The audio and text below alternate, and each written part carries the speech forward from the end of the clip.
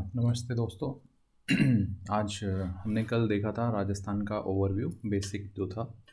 आज हम पढ़ेंगे राजस्थान के भौतिक प्रदेश जो हैं वो किस तरह से डिवाइडेड हैं और इनके बारे में इन डिटेल पढ़ेंगे। ओके, तो सबसे पहले अगर राजस्थान की बात करें तो इसके भौतिक प्रदेश को हम 4 भागों में डिवाइड करते हैं, ये पढ़ने की दृष्टि से आसान बनाने के लिए। पहला है डेजर्ट, दूसरा है अरावली, तीसरा है प्लेन्स और चौथा है हाड़ौती। तो अगर आप मैप में मैं अगर आपको दिखाना चाहूँ तो कुछ ऐसा,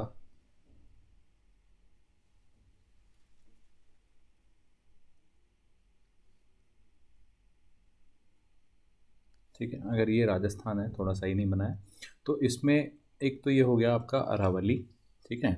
दूसरा ये वाला जो है ये हाड़ौती हो गया, ठीक है। ये वाले जो हैं ये हैं आपके प्लेन्स, मैदानी भाग। ये है आपका डेजर्ट, ठीक है। ये है आपका अरावली। तो अपन ने इसको 4 भागों में तोड़ दिया, 1 2 3 और ये 4, ठीक है। तो इन चारों के बारे में पढ़ेंगे। तो सबसे ज़्यादा देखें जो है वो है मरुस्थल। इसका जो एरिया है वो है 61.11%, या ऐसा बोलें कि राजस्थान के कुल क्षेत्रफल का 2/3 जो है वो क्या है, अपना मरुस्थल है। और यहाँ पे 40% जनसंख्या आपकी रहती है। ये दुनिया का एकमात्र ऐसा डेजर्ट है या रेगिस्तान है जहाँ पे इतनी ज़्यादा पॉपुलेशन रहती है, नंबर 1। नंबर 2, यहाँ पे जो बायोडाइवर्सिटी है, जैव विविधता, वो भी एक मरुस्थल के हिसाब से इंडिया के इस मरुस्थल में हाईएस्ट है वर्ल्ड में, ठीक है। तो ये हमें ध्यान रखना है। दूसरा है अरावली। तो अरावली हमने देखा कि ये जो है, ये अरावली जो है यहाँ से गुजर रही है, ये 9% जो है क्षेत्रफल में फैली हुई है, जबकि यहाँ पे 10% आपकी पॉपुलेशन रहती है। राजस्थान में जो भी ट्राइबल जो जनसंख्या है, आदिवासी, वो मोस्टली अरावली के आसपास ही रहते हैं, ठीक है। फिर अपन बात करते हैं मैदान की, जो ये वाला थर्ड पार्ट है, प्लेन्स। ये 23% क्षेत्रफल में फैले हुए हैं, जबकि यहाँ पे जो पॉपुलेशन रहती है वो भी आप कह सकते हो 39% या 40% मान के चलो, 40-40, ठीक है। अच्छा, इसके बाद हाड़ौती का जो प्लेट्यू है, पठार है हाड़ौती वाला, ये लगभग 7% है, 6.89% क्षेत्रफल में। और यहाँ पे जो पॉपुलेशन रहती है वो 11% पॉपुलेशन रहती है, ठीक है। तो सबसे पहले अपन स्टार्ट करते हैं 1 बाय 1 मरुस्थल की बात करते हैं। अब मरुस्थल जो है उसकी ओरिजिन जो है ये हम आगे देखेंगे जब इनके बारे में पढ़ाऊँगा, ज्योग्राफिकल एज के बारे में। तो एक पीरियड था टर्शरी, और उस टर्शरी पीरियड में, ठीक है, टर्शरी पीरियड में एक एज थी जिसका नाम था प्लेस्टोसीन, ठीक है। तो ये प्लेस्टोसीन काल का बना हुआ है आपका मरुस्थल, ठीक है। अच्छा, अब इसमें जो अपना मरुस्थल है उसमें आप देखेंगे काफ़ी खारे पानी की झीलें वगैरह मिलती है। तो उसके मिलने के पीछे जो रीज़न है वो क्या था, कल ही हमने देखा था कि जो राजस्थान की उत्पत्ति हुई है वो 2 से मिल के हुई है, जी और टी। एक तो गोंडवाना और एक आपकी टेथिस से। तो ये जो टेथिस सी है ये एक सागर था, ठीक है।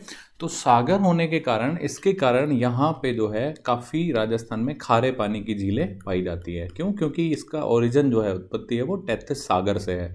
तो यहाँ पे खारे पानी की झीलें आपको मिलेंगी राजस्थान में, ठीक है। नागौर में सबसे ज़्यादा है आपके खारे पानी की झीलें। तो ये हो गया। तो हमने उत्पत्ति देख ली, प्लेस्टोसीन एज में हुई। टर्शरी काल का ये एक एज है प्लेस्टोसीन। टेथिस सी से हुई, इसलिए खारे पानी की झीलें यहाँ पे ज़्यादा है। इनको ही प्लाया झीलें भी बोलते हैं, प्लाया लेक्स भी बोलते हैं, ठीक है। अब अपन बात करते हैं जो रेगिस्तान है, इसकी लंबाई चौड़ाई के बारे में, यानी कि इसके विस्तार के बारे में। तो ये लंबाई में कितना है अगर आप देखेंगे तो 640 किलोमीटर, चौड़ाई में ये है 300 किलोमीटर, ठीक है। और इसकी जो एवरेज हाइट है वो है 200 से 300 मीटर, या एवरेज आप मान लो 250 मीटर की ऊंचाई पे है ये, ठीक है। पॉपुलेशन हमने देखी थी 40%, क्षेत्रफल 2/3 या 61.1%। और ये जो है रेगिस्तान 12 जिलों में फैला हुआ है राजस्थान के, ठीक है। तो ये हो गया इसका बेसिक आइडिया। अब बात करते हैं अपन मरुस्थल का जो ढाल है वो किस तरफ है। तो जो मरुस्थल है, अगर मैं ऐसे मरुस्थल को डिवाइड करूँ तो इसका ढाल ऐसे है, इस तरफ, यानी ये है नॉर्थ ईस्ट, तो ये आपका ढाल किधर है, साउथ वेस्ट की तरफ, ठीक है। तो आप लूनी नदी देखेंगे तो लूनी कहाँ से निकलती है, यहाँ से, और कुछ इस डायरेक्शन में ये फ्लो होके कच्छ में जाती है, ठीक है, रन ऑफ कच्छ की तरफ जाती है। लूनी कहाँ से निकलती है, अजमेर के हिल्स में से, पुष्कर वाले हिल्स में से, ठीक है। तो ये है आपका इन जनरल ढाल रेगिस्तान का, ठीक है। अब अपन बात करते हैं जो ये रेगिस्तान है, इनको फिर से अपन 2 भागों में डिवाइड करते हैं। ये किसके आधार पे करते हैं, बारिश के आधार पे। तो एक जो है भाग, उसमें 0 से 25 सेंटीमीटर बारिश होती है, और दूसरा जो भाग है उसको अपन ने डिवाइड किया 25 से 50 सेंटीमीटर। तो ये डिवाइड कैसे किया अपन ने, एक लाइन खींच दी अपन ने 25 सेंटीमीटर बारिश वाली लाइन, और इसके इस तरफ जो कि कितना है 0 से 20 सेंटीमीटर, और इसके इस तरफ कितना है 25 से 50 सेंटीमीटर। तो इसको अपन बोलेंगे एरिड, बिल्कुल शुष्क, मतलब यहाँ पे बारिश बहुत कम। इसको बोलेंगे अपन सेमी एरिड, यानी कि यहाँ पे अर्ध शुष्क है, क्योंकि यहाँ पे बारिश थोड़ी सी ज़्यादा हुई है 25 से 50 सेंटीमीटर। ठीक है, तो इस तरह से अपन ने दो भागों में बांट दिया है राजस्थान के मरुस्थल को। शुष्क हो गया, अर्ध शुष्क हो गया 25 से 50, 0 से 25, और ये हमने देखा 25 सेंटीमीटर की जो बारिश रेखा है वो इन दोनों को दो भागों में बांटती है। ठीक है, तो हमने रेगिस्तान को दो भागों में बांट दिया। अब सबसे पहले भाग की बात करते हैं एरिड डेजर्ट की। तो एरिड डेजर्ट जो है, यानी कि वहाँ पे बारिश कितनी है 20 से 25 सेंटीमीटर। ठीक है, इस वाले भाग की बात करेंगे, इसको बोलते हैं शुष्क मरुस्थल, है ना। अच्छा, तो इसमें भी दो तरह का मरुस्थल हो जाएगा। अब एक होते हैं बालू का, है ना, बालू का स्तूप होते हैं। बालू का स्तूप क्या होते हैं, मिट्टी की ऐसी कुछ संरचनाएं बनती हैं, ऐसे धोरे टाइप के, तो इनको आप बोलते हो बालू का स्तूप। ठीक है, इंग्लिश में इनको सैंड ड्यून्स बोलते हैं, सैंड ड्यून्स। ठीक है, और एक होता है बालू का युक्त, एक हो गया बालू का मुक्त। ठीक है, तो जो रेगिस्तान होता है वो भी दो तीन तरह का होता है। एक होता है आपका इर्ग, ठीक है, इर्ग टाइप। दूसरा होता है आपका रेग, और तीसरा होता है आपका हमादा। ठीक है, समझना इन तीनों के बारे में क्या क्या होता है। तो इर्ग का मतलब होता है पूरी तरह से रेत है वहाँ पे। ठीक है, रैग जो होता है उसको बाद में देखते हैं। इधर आ जाओ, तो ये पूरी तरह से क्या है, पथरीला है। ठीक है, पत्थर पत्थर है हमादा में, इर्ग में रेत ही रेत है, और ये दोनों का मिक्सचर, यानी यहाँ पे क्या है, रेत भी है प्लस पत्थर भी है। ठीक है, ये दोनों का मिक्सचर हो गया। अच्छा, इसके बाद अपन बात करते हैं, ये देख लिया अपन ने डेजर्ट टाइप। अब हम अपन बात कर रहे थे बालूका की, बालूका स्तूप की। तो बालूका स्तूप ज़्यादातर कहाँ बनेंगे, जहाँ पे कैसा डेजर्ट हो, रेत हो जो उड़ के ऐसी संरचना बन सके, या फिर मिक्सचर हो। ठीक है, वहाँ पे। और जो ये हमारे हमादा टाइप का जो डेजर्ट होता है, जो पथरीला होता है, इसे हवा उड़ा के नहीं ले जा सकती, तो इसके सहारे पे बालूका स्तूप बनते हैं। तो वो कुछ ऐसे बनते हैं, देखिए आगे आएगा, लेकिन मैं अभी यहाँ पे बात करता हूँ। जैसे ये जो है, ये पथरीला भाग है पूरा, तो इसको क्या बोलेंगे अपन, हमादा। ठीक है, इसके यहाँ पे बालू बन गया, यहाँ पे बालू का स्तूप बन गया, यहाँ पे बालू का स्तूप बन गया, यहाँ पे बालू का स्तूप। तो ऐसे जो है ये स्टार टाइप की शेप का बनता है, ये बनता है हमादा के पास में। ठीक है, आगे अपन देखेंगे इन डिटेल बालू का क्या होते हैं। अच्छा, अब देखिए यहाँ पे आ जाइए, वापस इस जगह चलते हैं। एक है बालू का स्तूप मुक्त, एक है बालू का स्तूप युक्त। तो देखिए 41.5% जो है डेजर्ट का पार्ट, उसमें आपके सैंड ड्यून्स नहीं होते, जबकि 58.5% में आपके सैंड ड्यून्स होते हैं। ठीक है, क्यों बनते हैं, मैंने बताया, हवा जो है वो मिट्टी को उड़ाती है, और अगर किसी चीज़ का सहारा मिल गया, जैसे यहाँ पे मान लो एक छोटी सी पेड़ है, यहाँ से मिट्टी उड़ के आई और यहाँ पे आके स्टोर होने लग गई। ठीक है, तो यहाँ स्टोर होने लग गई, तो ये क्या बन जाएगा, बालू का स्तूप। ठीक है, अगर ये पेड़ नहीं भी होता, तो मान लो हवा जो है इसको उड़ा के यहाँ ले गई, जैसे ये मिट्टी थी, इसको उड़ा के यहाँ ले गई, तो यहाँ पे बन जाएगा बालू का स्तूप। ठीक है, तो कुछ ऐसे बालू का स्तूप होते हैं। अच्छा, यहाँ पे क्यों नहीं बनते हैं बालू का, ये मुक्त क्यों है, क्योंकि यहाँ पे रेगिस्तान कैसा है, पथरीला, या इसको अपन ने अभी समझा हमादा है। तो हमादा होने के कारण यहाँ पे बालू का स्तूप नहीं बन पाते। ठीक है, अच्छा, इसके बाद बात करते हैं बालू का स्तूप जो है वो कहाँ कहाँ पे पाए जाते हैं। तो सबसे ज़्यादा जो है जैसलमेर और बाड़मेर में पाए जाते हैं, और जोधपुर जो है इसमें सब तरह के बालू का स्तूप पाए जाते हैं। बालू का स्तूप कई तरह के हैं, वो भी अपन एक एक करके देखते जाएंगे। तो इसमें लगभग जोधपुर में सारे तरह के बालू का स्तूप पाए जाते हैं। अच्छा, ये अपन ने देख लिया बालू का स्तूप क्या होते हैं, कि मिट्टी को हवा दूर तक उड़ा के ले जाती है, और जो स्थलाकृति बनती है उसको हम क्या बोलते हैं, बालू का स्तूप या फिर सैंड ड्यून बोलते हैं। ठीक है, तो सबसे पहले बात करते हैं इनके टाइप्स की। तो सबसे पहला टाइप आ रहा है बरखान। ठीक है, तो बरखान क्या होता है, इधर देखिए, बरखान होता है जैसे ये मिट्टी जो है उसको हवा जो है कुछ ऐसी शेप में बना दे। ये आपका मिट्टी है, हवा जो है इस डायरेक्शन से आ रही है, ये विंड हो गई आपकी। ठीक है, तो ये हवा जो है इसको इस डायरेक्शन में धकेल रही है, और ये अर्धचंद्राकार जो आकृति बन रही है, यहाँ ध्यान रखना, हवा की डायरेक्शन के ये किस में है, परपेंडिकुलर में 90 डिग्री पे है। ठीक है, बरखान। तो इस तरह की जो आकृति बनती है इसको अपन बरखान बोलते हैं। क्लियर है, ठीक है। अच्छा, दूसरा जो है ये सबसे ज़्यादा कहाँ पाए जाते हैं? चूरू में, ठीक है। बरखान जो है ये चूरू की तरफ ज़्यादा पाए जाते हैं। अर्धचंद्राकार हो गया, और कुछ बहुत फेमस बरखान है, उनके नाम अगर आप देखना चाहो तो भालेरी है चूरू का, नीम का थाना जो सीकर में पड़ता है वहाँ पे, रावतसर, बालोतरा, ये कुछ फेमस हैं, ठीक है। अच्छा, इसके कारण जो है एक चीज़ और समझिए, ये जो बरखान्स होते हैं, ये जो बरखान है ना, ये बहुत तेज़ी से मूव करते हैं। हवा जैसे ही चलती है ये आगे बढ़ते जाते हैं, इस डायरेक्शन में, इस डायरेक्शन में, इस डायरेक्शन में। तो एक कॉन्सेप्ट होता है मरुस्थलीकरण। तो मरुस्थलीकरण क्या होता है कि जो रेतीली मिट्टी है वो उड़ उड़ के ऐसे एरियाज में पहुँचे और वहाँ पे जाके बालू जमा करे जो एरिया में थोड़ा बहुत वेजिटेशन है, वनस्पति है। तो वो वनस्पति के ऊपर भी अगर मिट्टी आने लग जाती है तो इसको बोलते हैं अपन मरुस्थलीकरण होना। धीरे धीरे मरुस्थलीकरण हो रहा है। ध्यान रखना, बरखान जो है ये सबसे ज़्यादा मरुस्थलीकरण करने में काम करते हैं, ठीक है। अच्छा, इसके बाद बात करते हैं, यहीं पे बात कर लेता हूँ मैं, बरखान के जस्ट उल्टा, यानी कि ऐसा ऐसा, ये जो होता है ये अलग तरह का होता है। ये जैसे आपने देखा ऐसा है, ये अलग तरह का होगा, इसको अपन बोलेंगे पैराबोलिक, ठीक है। आगे आएगा वहाँ पे मैं आपको इन दोनों में डिफरेंस समझा दूंगा, ठीक है। यहाँ पे पहला अपन ने देख लिया बरखान होते हैं। अच्छा, दूसरा देखते हैं अनुप्रस्थ। अनुप्रस्थ का मतलब क्या होता है कि आपकी जो मिट्टी है वो उसकी डायरेक्शन, जैसे ये मिट्टी का ढेर है या बालू है, ठीक है, ये है, और ये विंड की डायरेक्शन से 90 डिग्री पे है, ठीक है, यानी कि समकोण पे है, इस तरह से, ठीक है। 90 डिग्री पे है या समकोण पे है, ये विंड यहाँ से आती है और इसकी डायरेक्शन इधर है, ठीक है। तो इसको हम बोलते हैं समकोण या फिर अनुप्रस्थ भी बोलते हैं, अनुप्रस्थ सैंड ड्यून या बालू का स्तूप। समझ में आया, ठीक है। ये सर्वाधिक कहाँ पे होते हैं? बाड़मेर और जोधपुर में, और अधिकतर ये वहाँ पे ही होंगे जहाँ पे मिक्स डेजर्ट हो। अकेली रेत होती तो ये कब का उड़ा देता है इसको, लेकिन ये रेत नहीं है, यानी कि ये कौन सा डेजर्ट होगा?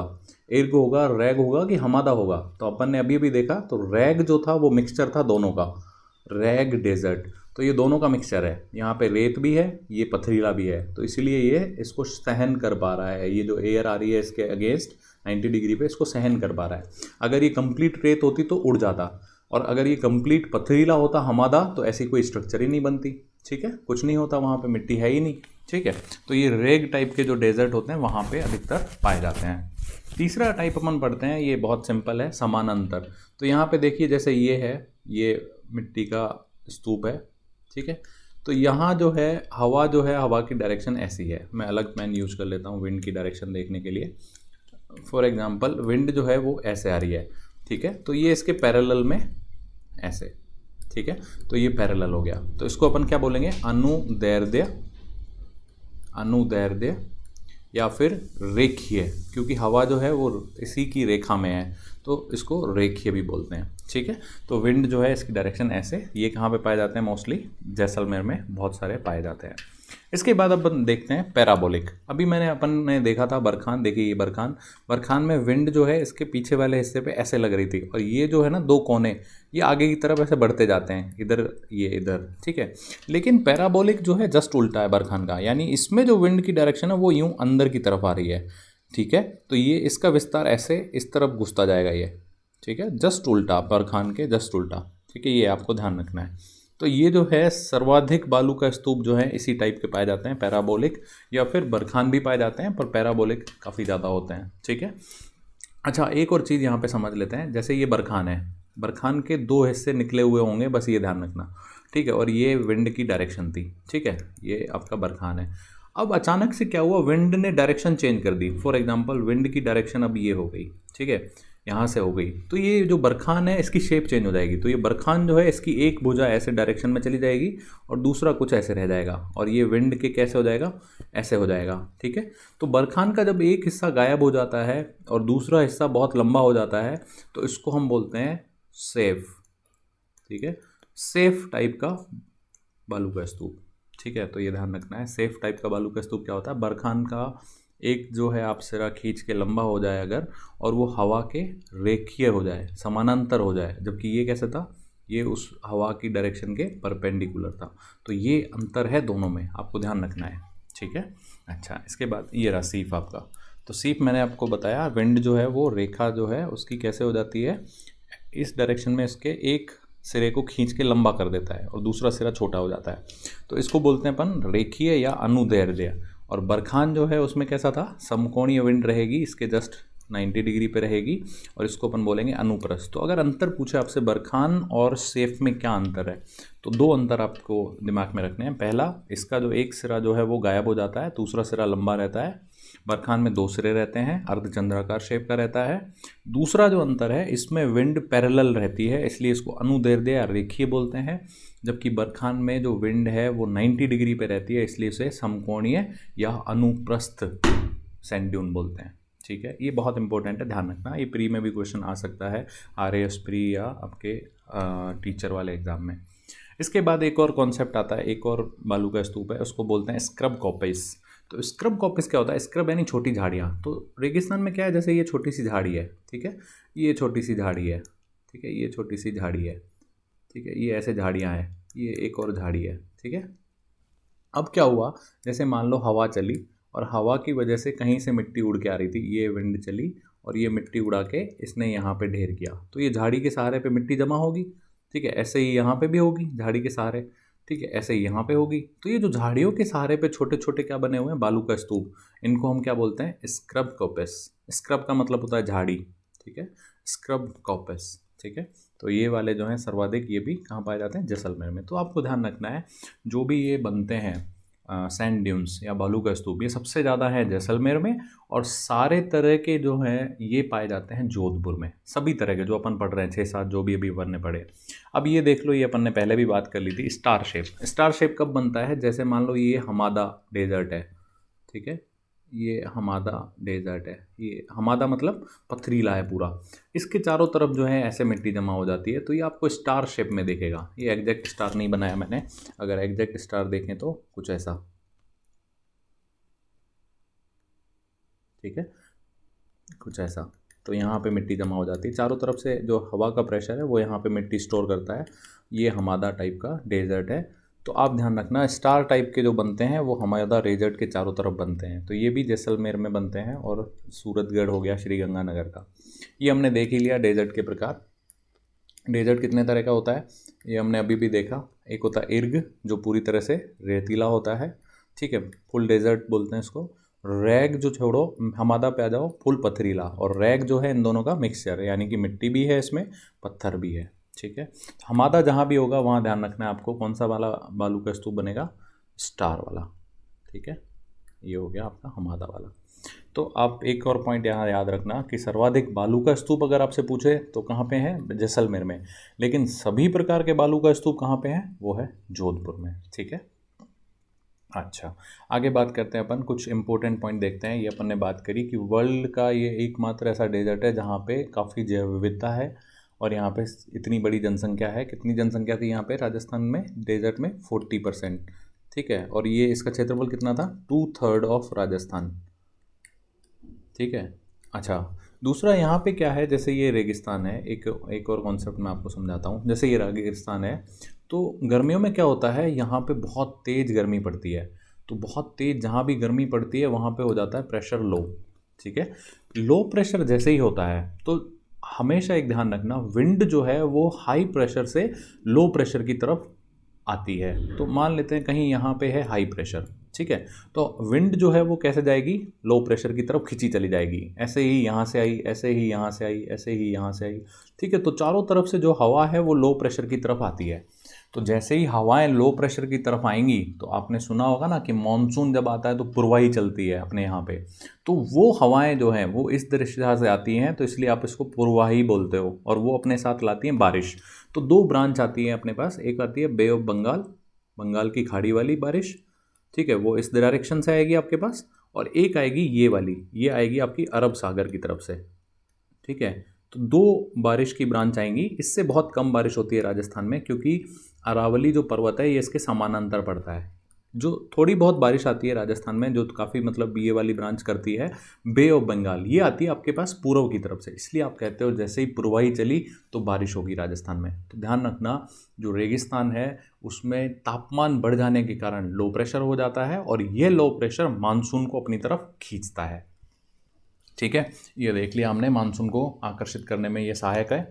दूसरा यहाँ पे जो राजस्थान है, इसकी जो चट्टानें हैं ये है सेडिमेंट्री टाइप। ठीक है, 3 तरह की चट्टानें होती हैं। एक होती है इग्निशियस, जिसको आप बोलते हो आग्नेय चट्टान। ठीक है, दूसरी होती है आपकी सेडिमेंट्री, और तीसरी होती है आपकी मेटामॉर्फिक। एक एक करके समझ लेते हैं इनको हल्का सा। इग्निशियस जो रॉक है, आग्नेय चट्टानें, ये जो ज्वालामुखी में से लावा निकलता है और वो लावा जब ठंडा होता है तो वो वाली चट्टानें क्या कहलाती हैं? आग्नेय चट्टानें। ठीक है, दूसरे ये जो सेडिमेंट्री चट्टानें हैं, तो सेडिमेंट्री चट्टानें क्या होती हैं? जैसे मान लो ये पेड़ पौधों की पत्तियाँ, थोड़ा सा ये चट्टान का घिसा हुआ चूरा बोल दो आप, अपरदन के कारण ये जब मिलके ऐसे स्ट्रक्चर बना लें, मतलब धीरे धीरे विद टाइम ये जम जाएं, तो इनको आप बोलते हो सेडिमेंट्री रॉक। ठीक है, अवसादी चट्टानें। और ये दोनों जो चट्टानें हैं जब लंबे टाइम तक धरती के अंदर हाई प्रेशर और टेम्परेचर में रहती हैं तो इनकी केमिकल कंपोजिशन और फिजिकल स्थिति दोनों बदल जाती है। इनको अपन बोलते हैं मेटामॉर्फिक चट्टानें। ठीक है, यानी ये बिल्कुल अलग ही चट्टान बन जाती है। तो ध्यान रखें कि जो आपके पेट्रोल डीजल होते हैं ये कभी भी आग्नेय चट्टान में नहीं मिल सकते। क्यों नहीं मिल सकते? क्योंकि जब वो लावा आता है गरम गरम, तो उसमें कोई भी ऐसी चीज़ बचेगी क्या? कोयला या पेट्रोल, वो उसी के साथ जल जाएगा लावा में ही। तो इग्निशियस चट्टानों में कभी भी आपको क्या नहीं मिलेगा? पेट्रोल, कोल, ये सब कुछ नहीं मिलेगा। तो कहाँ मिल सकता है? वो मिल सकता है आपको सेडिमेंट्री रॉक्स में। ठीक है, सेडिमेंट्री रॉक्स में ये मिल सकता है, उसमें जगह भी होती है, यहाँ पे ऑयल वगैरह आपको मिल सकता है। मेटामॉर्फिक जो है ये बहुत लंबे टाइम तक, जब आपकी चट्टानें, ये दोनों चट्टानें अगर ज़मीन के अंदर धंस गई हैं और उनमें प्रेशर और टेम्परेचर बहुत लंबे टाइम तक लग रहा है, तो वो मेटामॉर्फिक चट्टानें बन जाती हैं। ठीक है, तो राजस्थान जो है इसमें सेडिमेंट्री रॉक्स हैं। तो सेडिमेंट्री रॉक्स हैं तो डेफिनेटली वहाँ पे क्या होगा? यहाँ पे अपने पास क्या है? कोल भी है। ठीक है, थोड़ा बहुत, प्लस आपके पास पेट्रोल तो काफ़ी ज़्यादा है। अभी राजस्थान के पास लगभग 22 से 25% ऑफ इंडिया का पेट्रोल जो है, पेट्रोलियम, ये प्रोडक्शन हो रहा है राजस्थान में। ठीक है, बॉम्बे हाई के बाद अपन सेकंड नंबर पे हैं ऑयल प्रोडक्शन में, पेट्रोलियम प्रोडक्शन में। ठीक है, तो ये अपन ने देख लिया। अच्छा, ये जो कोल और पेट्रोल है ये अपने पास टर्शियरी टाइम का है। ठीक है, टर्शियरी ऐसे ही ज्योग्राफी काल में एक फेज था, उस टाइम का अपने पास पेट्रोल और कोल है राजस्थान के पास। ठीक है, इसके बाद अगर अपन बात करें तो यहाँ पे कौन सी मिट्टी है? बालुई मिट्टी, रेतीली, जिसको अपन एंटी सोल बोलते हैं, वो यहाँ पे पाई जाती है। मुख्य नदी अपन ने देख ली, कौन सी है यहाँ पे? लूनी है। और वनस्पति जो है यहाँ पे जीरोफाइट बोलते हैं इसको, लंबी जड़ों वाली वनस्पति है, जिसको आप मरुद्भिद बोलते हो। लंबी जड़ें क्यों हैं? क्योंकि पानी बहुत नीचे तक है, तो उसको खींचने के लिए जड़ों की लंबाई ज़्यादा होती है। ठीक है, इसके बाद ये अपन ने देख लिया पहला पार्ट, मतलब अपन ने 2 पार्ट पढ़े थे रेगिस्तान के, 0 से 25 सेंटीमीटर वाला, जिसको आपने बोला था शुष्क। अब अपन देखेंगे 25 से 50 सेंटीमीटर वाला, जिसको आपने बोला था अर्ध शुष्क। ठीक है, अर्ध शुष्क। अब अर्ध शुष्क की अगर अपन बात करें तो ये पूरा डेजर्ट था। आपने देखा होगा ये कितनी थी? 640, और ये कितनी थी चौड़ाई? 300 किलोमीटर। इसमें ये वाला जो भाग था ये शुष्क था, यानी कि यहाँ पे बारिश कितनी थी? 0 से 25 सेंटीमीटर। अब अपने पास ये वाला जो भाग बचा है इसको हम फर्दर 4 भागों में डिवाइड करते हैं। ऊपर देखिए श्रीगंगानगर और हनुमानगढ़, इसको बोलते हैं घग्गर बेसिन। ठीक है, दूसरा जो एरिया है वो है शेखावटी, यानी कि सीकर, झुंझुनू और चूरू। ठीक है, तीसरा जो है ये नागौर के पास उच्च भूमि बोलते हैं, ध्यान रखना ये अरावली से अलग है। इसके बाद है आपका लूनी बेसन, तो यहाँ पे ये सारा जो नीचे वाला है ये हो जाएगा आपका लूनी बेसन। तो एक एक करके इनके बारे में अपन देखते हैं। सबसे पहले बात करते हैं घग्गर बेसिन की। तो यहाँ पे ध्यान रखना, एक उपजाऊ मिट्टी जो पाई जाती है इसको या तो बग्गी बोलते हैं या काठी बोला जाता है। तो बग्गी या काठी क्या है? घग्गर बेसिन में पाई जाने वाली उपजाऊ मिट्टी। ठीक है, ये ध्यान रखना। इसके अलावा घग्गर बेसिन में एक भेड़ की नस्ल पाई जाती है जिसका नाम है नाली। तो ये नाली भेड़ की नस्ल बहुत फेमस है, कहाँ पे? घग्गर बेसिन में। ठीक है, तो ये हो गया आपका पहला घग्गर बेसिन। ठीक है, इसमें बस आपको यही ध्यान रखना है बग्गी या काठी किसको बोलते हैं, प्लस नाली जो भेड़ है वो भी यहाँ पे पाई जाती है। इसके बाद अपन बात करते हैं शेखावटी क्षेत्र की। तो शेखावटी क्षेत्र में आपको पता है कौन कौन आएंगे? झुंझुनू, चूरू और सीकर। इसको अपन ने बोला है अंतः प्रवाह का क्षेत्र। अंतः प्रवाह का क्षेत्र क्यों बोलते हैं? क्योंकि यहाँ पे जो नदी है, जैसे कोई भी नदी है वो या तो अपनी कहाँ जाती है? महासागर में, जैसे अरब सागर में गई, या कई नदियाँ आपने देखी होंगी जैसे गंगा, ब्रह्मपुत्रा, ये सब कहाँ जाती हैं? बंगाल की खाड़ी में, है ना। बंगाल की खाड़ी में।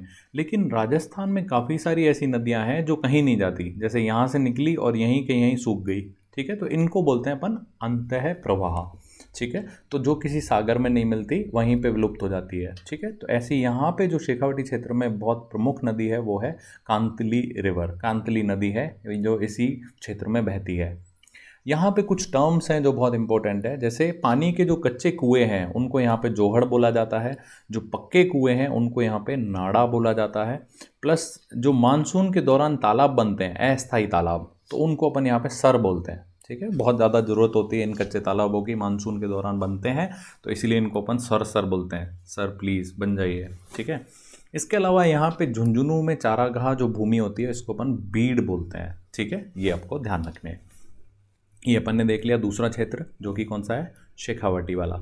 इसके बाद बात करते हैं नागौर उच्च भूमि का क्षेत्र। तो पहली बात इसमें ध्यान रखनी है आपको कि ये अरावली से अलग है, अरावली नहीं है, उच्च भूमि जरूर है लेकिन ये रेजिडुअल माउंटेन्स है, ठीक है, रेजिडुअल माउंटेन्स हैं। रेजिडुअल मतलब अपशिष्ट बचे हुए पहाड़ हैं, और लेकिन ये अरावली से अलग हैं, अपशिष्ट पहाड़ हैं जो थोड़ा बहुत बचे हुए हैं, तो इसलिए इसको उच्च भूमि बोला है, थोड़ा सा ऊंचाई पे है। दूसरा, इस वाले भूमि में एक खास बात यह है, यहाँ पे जो है आपका जिप्सम की बहुत फेमस माइन मांगलोद यहीं पे है, नागौर में ही मांगलोद, ठीक है। दूसरा, आपको यहाँ पता होगा कि मकराना मार्बल जो कि राजस्थान का बहुत फेमस है, तो वो वाइट कलर का होता है, उसकी भी यहाँ पे काफ़ी इसका खनन होता है, ठीक है। मकराना मार्बल और जिप्सम, तो ये मांगलोद है जिप्सम का एरिया, बहुत फेमस खान है। इसके अलावा नागौर उच्च भूमि में एक बहुत इंपॉर्टेंट आपको चीज़ याद रखनी है, वो है कुबड़ पट्टी। तो कुबड़ पट्टी जो है वो क्या होती है, देखिए समझिए। जैसे ये नागौर है, यहाँ पे ये है अजमेर का पुष्कर, तो इस क्षेत्र के नीचे ज़मीन में यहाँ से लेके यहाँ तक पानी की एक ऐसी पट्टी बनी हुई है जिसमें बहुत ज़्यादा क्या है, फ्लोराइड है, ठीक है, फ्लोराइड बहुत ज़्यादा है। कहाँ से कहाँ तक है ये पट्टी, नागौर से लेके अजमेर के पुष्कर तक, ठीक है। तो इस पट्टी में फ्लोराइड ज़्यादा होने के कारण यहाँ के जो लोग हैं उसमें कुबड़पन बहुत ज़्यादा पाया जाता है, कुबड़ेपन की बीमारी बहुत ज़्यादा है, तो इसीलिए इस वाली जो पट्टी है ये पानी की, इसको क्या बोलते हैं अपन, कुबड़ पट्टी या फिर जायल, क्योंकि ये नागौर की जायल जगह से चालू होती है, तो इसको अपन जायल पट्टी भी बोलते हैं या फिर कुबड़ पट्टी भी बोलते हैं। ये आपको याद रखना है। ये कुबड़ पट्टी कहाँ है, नागौर से अजमेर के बीच में। यहाँ पे देख लीजिए एक चित्र है, ये देखिए नागौर का जायल और ये पुष्कर है अजमेर का, इसके नीचे आपकी ये जो है पानी, इसमें बहुत ज़्यादा फ्लोराइड है, इसलिए इस यहाँ पे कुबड़ दोष बहुत ज़्यादा पाया जाता है, तो इसको क्या बोलेंगे अपन, कुबड़ पट्टी या फिर जायल पट्टी, ठीक है, ये ध्यान रखनी है आपको। इसके अलावा अपन ने देखा कि यहाँ पे कौन सा, मकराना मार्बल बहुत पाया जाता है। इसके अलावा अपन ने देखा यहाँ पे बहुत फेमस क्या थी, माइन थी किसकी, आपकी मांगलोद माइन, ये किसकी है, जिप्सम की, ठीक है। और ये अपशिष्ट पहाड़ियाँ हैं, अरावली से अलग हैं, तो ये आपको ध्यान रखने हैं। 3-4 पॉइंट हैं, इसमें कुछ खास नहीं है। इसके बाद अपन बात करते हैं लूनी बेसिन की। तो लूनी बेसिन आपने देखा सबसे नीचे वाला चौथा, तो इसमें देखिए ये सारे आ जाते हैं, पाली, जोधपुर, बाड़मेर, जालौर, सिरोही, ठीक है। तो ये लूनी नदी जो है ऐसे बहती है, तो लूनी नदी का जो ये प्रवाह क्षेत्र है, और ये जालौर में जो इसका प्रवाह क्षेत्र है उसको वहाँ पे अपन क्या कहते हैं, मैदा, महदा, ठीक है। तो जालौर में जो लूनी नदी का प्रवाह क्षेत्र है उसको क्या बोला जाता है, महदा, ठीक है। ये रहा आपका जालौर में महदा। दूसरा, यहाँ पे एक दलदलीय भूमि पाई जाती है नदी के आसपास, तो इसको हम बोलते हैं नेहड़ या रण, ठीक है, रण या नेहड़। और एक और यहाँ पे इम्पोर्टेंट चीज़ ध्यान रखना आप कि 56 की पहाड़ियाँ, मैं 56 के मैदान नहीं बोल रहा हूँ, 56 के मैदान बांसवाड़ा प्रतापगढ़ के पास हैं, 56 की पहाड़ियाँ जो हैं वो इसी एरिया में है, सिवाना और बालोतरा के बीच में, ये कुछ ऐसे शेप में है, सर्पिलाकार, ठीक है, 56 की पहाड़ियाँ। और ये कहाँ पड़ती हैं, बाड़मेर में, वो भी इसी क्षेत्र में है। इसी क्षेत्र में जैन का एक बहुत फेमस टेम्पल नाकोड़ा, वो यहाँ पे है, प्लस यहाँ पे भैरव मंदिर जो है इनका जैन धर्म का प्रमुख स्थल नाकोड़ा यहीं पे है, इसी क्षेत्र में है, ठीक है। तो ये अपन ने देख लिया कौन सा वाला क्षेत्र, अपन ने दोनों देख लिए। एक बार क्विक रिवीजन मैं कराता हूँ, 0 से 25 सेंटीमीटर और 25 से 50 सेंटीमीटर। 25 से 50 सेंटीमीटर वाला जो है अर्ध शुष्क, इसको अपन ने 4 भागों में बांटा। सबसे ऊपर कौन सा था, घग्घर का मैदान। दूसरा कौन सा था, शेखावटी, ठीक है, शेखावटी। तीसरा आपका था नागौरी उच्च भूमि। चौथा आपका था लूनी बेसिन। ठीक है, ये आपको याद रखने हैं। ठीक है, ओके। अब अपन बात करते हैं कि मरुस्थल की अन्य क्या विशेषताएं, खास बात। तो एक यहाँ मरुस्थल में पाई जाती है प्लाया झील। ठीक है, प्लाया झील क्या होती है वो समझते हैं। जैसे ये बालू का स्तूप है, एक बालू का स्तूप, ये दूसरा, ये तीसरा। तो कभी कभी क्या होता है, इनके बीच में पानी भर जाता है, थोड़ी बहुत बारिश हुई तो उसकी वजह से यहाँ पे पानी भर गया। तो इसी पानी को जो ये अस्थायी झील टाइप बन जाती है, तो इसको अपन क्या बोलते हैं, प्लाया लेक। Playa lake. यदि इसी प्लाया लेक में आप कृषि करते हो, एग्रीकल्चर करते हो, तो इसको बोला जाता है खडीन। ठीक है, खडीन। और यहाँ पे जो रेगिस्तान में अपने यहाँ पे एक पालीवाल करके जाति है ब्राह्मणों की, वो इस तरह की खेती करती है, खडीन खेती। ठीक है, तो ये ध्यान रखना है, पालीवाल ब्राह्मण करते हैं ये वाली खेती। अच्छा, यही प्लाया लेक अगर इसमें लवणता ज़्यादा है तो इसको अपन बोलते हैं टोड। ठीक है, अगर ज़्यादा लवणता है तो इसको बोलते हैं टोड। और अगर ये सूखा हुआ है, मतलब पानी जो है ऐसा कीचड़ जैसा है, दलदल जैसा, तो वो उपजाऊ भी नहीं है, दलदल नुमा है, प्लस अनुपजाऊ है। ठीक है, तो इसको अपन बोलते हैं या तो रण बोल दो या फिर इसको टाट बोलते हैं। ठीक है, ये रहा, रण या टाट बोलते हैं अगर ये दलदल नुमा है। लवणीय है तो टोड, अगर ये ड्राइड है, दलदल नुमा है, तो रण या टाट। और यदि इसमें कृषि की जा रही है तो इसको अपन क्या बोलते हैं, खडीन। ठीक है, तो ये देख लिया अपन ने। अच्छा, कुछ बहुत फेमस रण या टाट हैं, जैसे आपने सुना होगा ताल छापर अभयारण्य चूरू में है, तो ये ताल छापर एक रण है, टाट है। ऐसे ही परिहारी है, वो भी चूरू में है। फलोदी बहुत फेमस, जोधपुर। बाप क्षेत्र जो है वो भी जोधपुर में आता है। पोखरण जो है वो है जैसलमेर में। तो ये सारे क्या हैं, रण या टाट हैं। ऐसे ही दलदल नुमा, लवणीय, अनुपजाऊ। ठीक है, इसके बाद एक और अपन ने अभी बात करी कुबड़ पट्टी की, ऐसे ही एक जल पट्टी है जो जैसलमेर में है। ठीक है, तो ये जैसलमेर है, इसमें पोखरण से और मोहनगढ़ के बीच में ये नीचे ऐसे जल पट्टी है, मतलब रेगिस्तान के नीचे ऐसे पानी है। तो इसको बोलते हैं, ये सरस्वती नदी का अवशेष है। ठीक है, सरस्वती नदी जो पहले बहती थी उसका अवशेष है। इस पट्टी को अपन क्या बोलते हैं, लाठी सीरीज पट्टी भी बोलते हैं या जल पट्टी बोलते हैं। ठीक, अब बात करते हैं, यहाँ पे एक जो है चांदन नलकूप है, इसको अपन थार का घड़ा भी बोलते हैं। और इसी एरिया में एक घास होती है, ये काफ़ी लंबी घास होती है, इसको अपन बोलते हैं सेवण या लीलोण घास। और इसी घास के अंदर आपका गोडावण पक्षी छुपता है, भागता है, रहता है। ठीक है, तो ये हो गया आपका इसको बोलते हैं, ये जो लीलोण घास है इसको बोलते हैं गोडावण पक्षी की शरण स्थली। ठीक है, तो दो पट्टियां अपन ने पढ़ी, एक तो है जायल पट्टी। जायल पट्टी कहाँ थी, नागौर में। दूसरी अपन ने ये जो पढ़ी ये है लाठी सीरीज। तो लाठी सीरीज कहाँ है, जैसलमेर में। ठीक है, ये दोनों पट्टियां आपको ध्यान रखनी है। इसके बाद बात करते हैं, अपन ने बालू का स्तूप बहुत सारे पढ़े। तो अगर कोई बालू का स्तूप इस तरह लहरदार है, ठीक है, लहरदारी होते हैं, आपने देखे होंगे। ठीक है, रेगिस्तान में तो लहरदार है तो उसे हम धोरे कहते हैं, रेत के धोरे आपने सुना होगा। यदि यही धोरे एक जगह से दूसरी जगह चले जाते हैं तो इनको अपन बोलते हैं धरियन। ठीक है, या धारियान। अगर ये स्थानांतरित होते हैं तो इनको बोलते हैं धारियान। ये सबसे ज़्यादा जैसलमेर में ही पाए जाते हैं। उसके बाद अपन बात करते हैं ओवसिस। ओवसिस या मरु उद्यान या नखलिस्तान क्या होता है, तो जैसे ये कई बार क्या होता है, जैसे ये पूरा रेगिस्तान है। ठीक है, इसमें कई बार ऐसा होता है कि ये एरिया में पानी है। ठीक है, ये एरिया में कोई प्लाया लेक है या कुछ भी हो सकता है। तो ये पानी के चारों तरफ आप देखना कि कई बार यहाँ पे वनस्पति होती है, छोटी छोटे पेड़ हो गए। ठीक है, इसके चारों तरफ तो ये ऐसा लगता है जैसे मतलब काफ़ी ग्रीन सा एरिया। तो इस एरिया को अपन बोलते हैं ओवसिस। ठीक है, उनके चारों तरफ हरियाली होगी, तो इस वाले पानी वाले टाइप को बोलेंगे अपन ओवसिस। ठीक है, इसके बाद अपन बात करते हैं, एक और कॉन्सेप्ट आता है जिसको बोलते हैं अपन लघु मरुस्थल। तो राजस्थान के बीकानेर से और रन ऑफ कच्छ जो गुजरात का है, इसके बीच में छोटी छोटी काफ़ी जगह पे प्लाया लेक हैं, प्लाया झील हैं। तो यहाँ पे जो है थोड़ी थोड़ी वनस्पति पाई जाती है। तो आपको ऐसा लगेगा कि ये जो मरुस्थल है ये पूरा मरुस्थल ना होके यहाँ पे थोड़ी थोड़ी वनस्पति भी है, इसलिए इसको क्या बोलते हैं अपन, लघु मरुस्थल। ठीक है, इसके बाद नेक्स्ट कॉन्सेप्ट आता है, एक जगह ये है ओकलवुड फॉसिल पार्क। ये भी है जैसलमेर में। फॉसिल पार्क का मतलब होता है जीवाश्म, जहाँ पे कोई मिला हो, और वुड मतलब लकड़ी का, तो कोई जीवाश्म। तो यहाँ पे जुरासिक काल की लकड़ियों के अवशेष आपको मिले हैं, और जो विश्व के सबसे प्राचीनतम है। ये कहाँ पे है, जैसलमेर के राष्ट्रीय मरु उद्यान में। तो ध्यान रखना, ओकलवुड फॉसिल पार्क कहाँ पे है, जैसलमेर के राष्ट्रीय मरु उद्यान में। ठीक है, इसके बाद बाप क्षेत्र, अभी अपन बात कर रहे थे ये जोधपुर में है बाप क्षेत्र।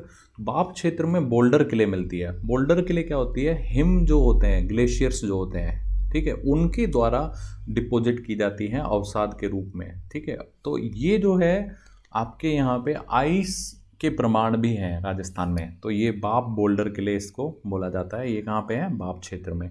और ये कार्बोनीफेरस काल के हैं। ठीक है, ये ज़्यादा अभी ध्यान मत दो, इनके ऊपर परेशान मत हो। ठीक है, ये इन डिटेल कभी बाद में देखेंगे। ठीक है, इसके बाद अपन बात करते हैं मरुस्थलीकरण। तो हमने बात करी थी अभी थोड़ी देर पहले। मरुस्थलीकरण क्या होता है कि ऐसे वनस्पतिक एरिया जिनमें आपकी रेत धीरे धीरे जमा होने लगे, तो मरुस्थल का प्रसार होने लगे, तो उसको बोलते हैं मरुस्थलीकरण। अपन ने थोड़ी देर पहले बात करी थी कि जो बरखान होते हैं वो बहुत तेज़ी से मरुस्थलीकरण करते हैं। क्यों? क्योंकि ये बहुत तेज़ी से मूव करते हैं, कभी इधर कभी इधर कभी इधर। अब इम्पोर्टेंट बात यह है कि राजस्थान का ये जो रेगिस्तान है ये इस तरफ नहीं आ पा रहा है। ठीक है, क्यों नहीं आ पा रहा है? क्योंकि ये अरावली बीच में है। तो अरावली जो है राजस्थान के लिए बहुत फ़ायदेमंद है। पहला इसका फ़ायदा है कि मरुस्थलीकरण को रोक रही है। दूसरा इसका फ़ायदा क्या है, इसमें बहुत सारे खनिज पदार्थ मिलते हैं। तीसरा, अगर अपन देखें अरावली की इम्पोर्टेंस, तो सारे जो आदिवासी हैं वो मोस्टली अरावली के आसपास पाए जाते हैं, एक्सेप्ट सांसी। ठीक है, सांसी कहाँ पे पाए जाते हैं? भरतपुर में। और आपके दूसरे जो हैं शहरिया, तो शहरिया कहाँ पाए जाते हैं? बारां में। तो बाकी सारे जो आदिवासी हैं वो इसी एरिया के आसपास पाए जाते हैं। ठीक है, तो मरुस्थलीकरण जो हो रहा है एक्चुअल में वो इस डायरेक्शन में हो रहा है। यहाँ से हवाएं जो है मिट्टी को उड़ा के कहाँ ले जा रही है? हरियाणा की तरफ। तो सबसे ज़्यादा मरुस्थलीकरण कहाँ हो रहा है? हरियाणा की ओर। ठीक है, तो आई होप आपको ये लेक्चर समझ में आया होगा। Thank you very much. Next वाले लेक्चर में अपन और दूसरा फिजियोग्राफिक डिवीजन देखेंगे राजस्थान का। तब तक के लिए जय हिंद, जय भारत।